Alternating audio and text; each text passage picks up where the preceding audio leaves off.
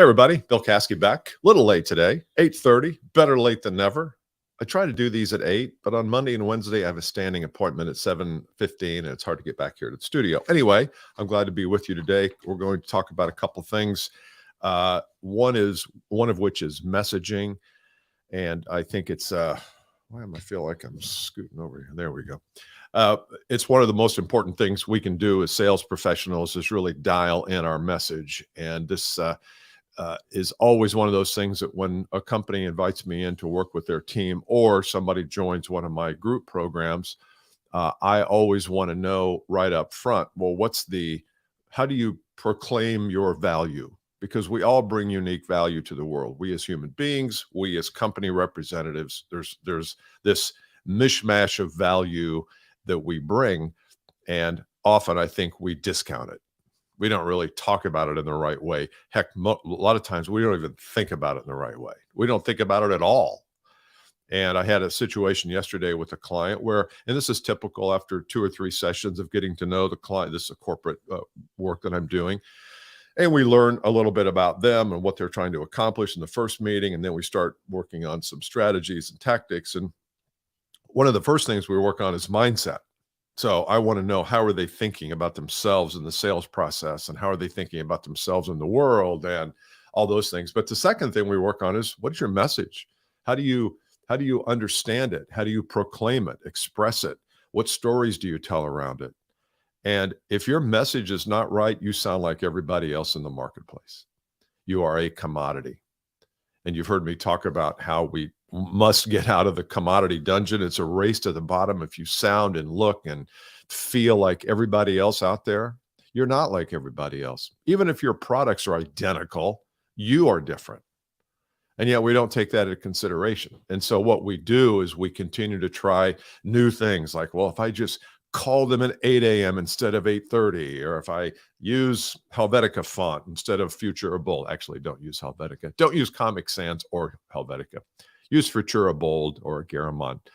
Maybe it's going to make a difference. And of course, it might make a little difference whether you call somebody at 9 or 8. Okay, but we're working on the wrong problem. We're working on the minutia of the problem, not the big problem, which is, what do you represent? Who are you? What's your message in the marketplace? By the way, if you have a comment, feel free to leave it. But I don't know that I will be seeing all of them.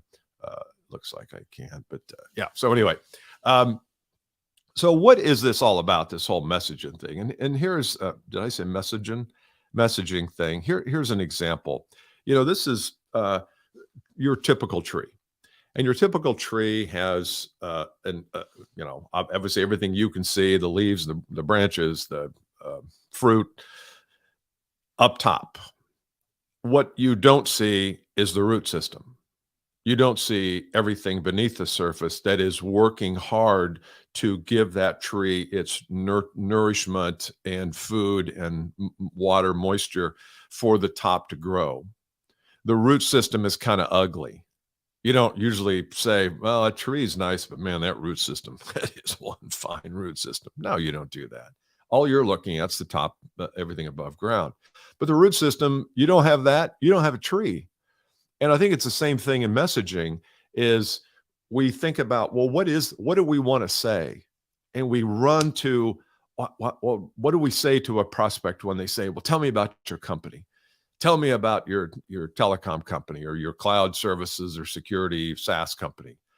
And if we aren't clear about what's happening underneath the surface, what we deliver up top will sound like everybody else. Like for example, in my business, somebody calls me and says, well, what can you tell me about your business? Well, I'm in the sales training business, and I coach and train sales teams and executives and help them improve their skills. Well, doesn't every training company do that? Doesn't every training company on the planet? Couldn't they say that and look you in the eye and say that and be legitimate, be legit? Excuse me. Of course they could.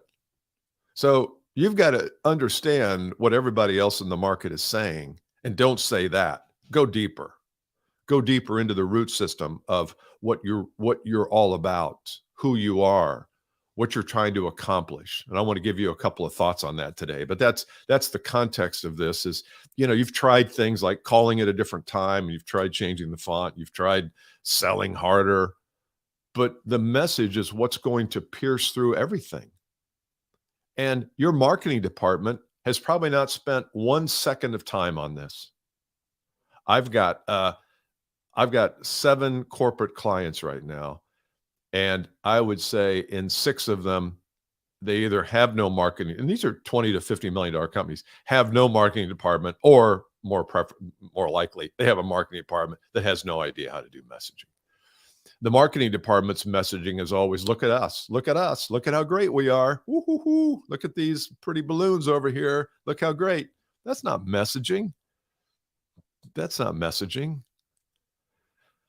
So I want to talk to you today about how do you craft your message in a way that pierces through all the BS and the noise of the marketplace. You want to be all signal, no noise. If you start to be noise, you look like everybody else out there. So here's number 1. Have you a list? Have you a list? Sounds like a little English, old English. Have you a list of the problems you solve for each constituent in your target market? So let's say you sell a software product and it goes into companies, and let's say the CEO is involved in the decision, VP of tech and somebody else is involved in the purchasing manager, involved in the decision. Are you clear about the problems you solve for each one of those constituent groups? Because they're all a part of the process. If you're only speaking to the tech person, not speaking to the CEO, how are they going when they get in a meeting without you there and they're deciding your fate? How are they going to connect the dots between your value and what's in it for them? Every buyer, they only care about one thing. What's in this for them? They don't care about you. They don't care about your quota. They don't care about your target account strategy.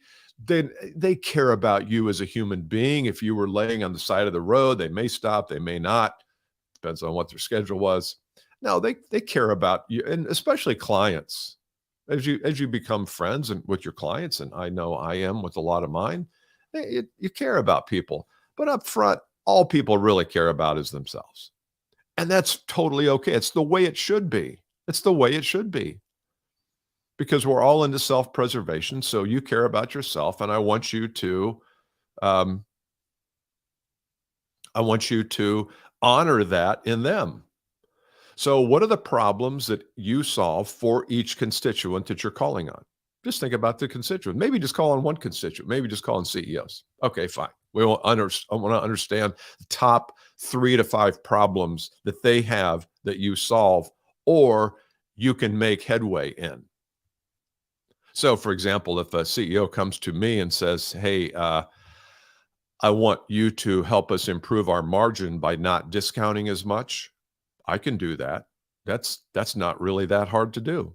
But there might be other places he can look for extra margin, maybe cutting of costs certain places, maybe of expanding the line in certain ways, more profitable things. There's a lot of things. I don't have all the magic to margin magic. And you may not have all the magic to solve these problems, but I at least want you to write these things down. Number 2, what have they tried to do to solve them? What kinds of actions and behaviors have they engaged in to solve this problem? Chances are they didn't just realize they had a problem when they read a blog from you or heard a podcast. They probably have recognized they've got this problem for a while. So I want to know what they've done. Part of your messaging should be able to capture what typically do people do when they have this problem. I've got a client who's in the wealth planning business, and what they find is their clients are always chasing the return. They're always chasing performance. Well, that's a terrible strategy. I know for some of you investors, you're like, well, that's all it is. Performance doesn't matter. Nothing else matters. Yeah, but if you chase that for too long, you're going to hop over advisor to advisor to advisor. You're going to be, taking chances on stocks that feel good. You get emotional about things. You're listening to Jim Cramer on, and you're doing the opposite of what he says because it sounds like that's always the best strategy. Dig it, Chip Cramer. But you are always you're always trying things to remedy this problem. I want you to write down what those things are that people are trying. And so that's column number one's a problem. Column number two is what have they tried to do to fix it? And I want you to give voice to that. Now, there's other columns that we don't have time to get into today, but part of the other columns is you bring a paradigm to the world. You bring this belief system to the world that causes you to do this action to solve this problem. And yet that doesn't work anymore, does it? It doesn't work for your clients. It may not work for you. So we've got these paradigms that we have, this belief system that we've accumulated through the years that we say, well, if we're going to solve this problem, we have to take this action, but that doesn't work. And so unfortunately, sometimes you have to change the client's belief system. Almost all the time you have to change it. Do you know how to do that? Have you thought through exactly how to change someone's belief? If you just go in and say, hey, the way you're doing things now, all wrong, I can help. Sign here, third copy is yours. That's not going to do it. They're going to resist because deep in their mind, they're going to say, well, how do you know? How do you know? All right. So let's go back to, so we want to talk about the root system. The root system are identifying the problems. The root system is understanding what they've tried to do to fix those problems. And another part of the root system is understand the thinking that went into the action to fix the problem that's not working anymore. And so as you start to change the thinking there, you will start to make progress in the area of messaging because you have a unique message. If you are really good at stating this message the way I just gave you, you will be unique. I don't care if everybody else does it your way. I don't care if they are selling the exact same thing in the exact same way at the exact same price. You get good at messaging, everything changes. I want to encourage you to download this product. It's called 5 Reasons You Don't Have Enough Clients, 11, 12 pages, chock full of good content, and it's written in a very casual style. I don't curse or anything in it, but I also am not super buttoned up. It's just kind of off the cuff, but there's some things in here I think would be very helpful. So you can go to 5reasonsclients.com if you have not already. And I will see you tomorrow with another version of Caskey Live. We'll try to get it closer to 8 o'clock tomorrow because I know some of you West Coasters like to get up at 5 to listen to this. I understand that. You've told me. All right. See ya. Bye.